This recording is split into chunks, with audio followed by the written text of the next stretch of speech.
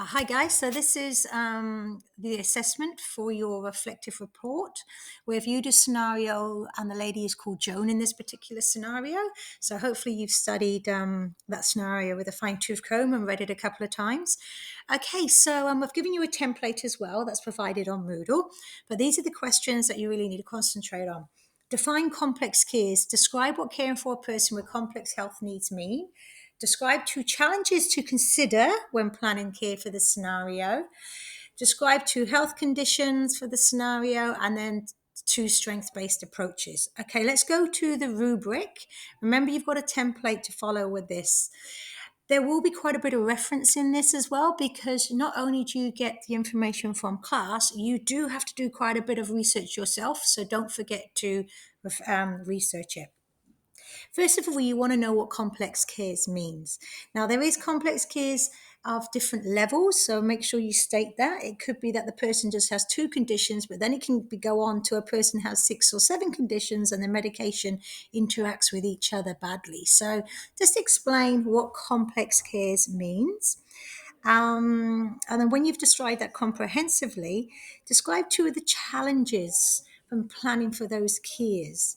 So, what are the challenges when you are having to do certain tasks for them within the scenario? What are the challenges that you will come up against that you may to involve family members? Or what are the challenges in general to do with Joan while she's in that scenario in the present moment? Cool. That is worth up to 10 marks. Then the next 10 marks to two conditions, that scenario that the client has got. So that's your dementia and your delirium. They are the two conditions that you're going to describe.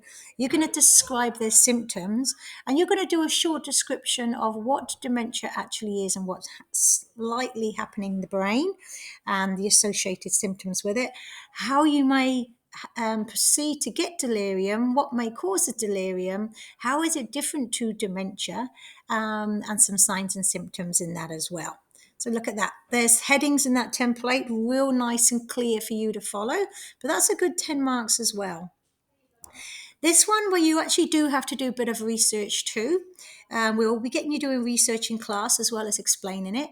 On the resources, there also is quite a bit of articles and information about different types of strength-based approaches. So I want you to actually describe what strength-based approach actually really means. Get a definition of it, put it in your own words and reference it. Then you're going to describe what strength-based approach are you going to use to make the cares for Joan effective for this for the client? Okay, so what one you're going to use and how you're going to use it. Okay, give a relevant example of each. So you have to do that twice. Okay, so two strength-based approaches for two different scenarios. Okay, so what are the strength-based approach you're going to use? Have a look and we'll give you a list of different types of ones, and then you can describe, well, this strength-based approach works better if I'm going to do this task with Joan because of her condition A, B, C, and D. Nice. Don't forget in-text citations and a separate sheet of all the references to get you that easy 5 marks. All the best.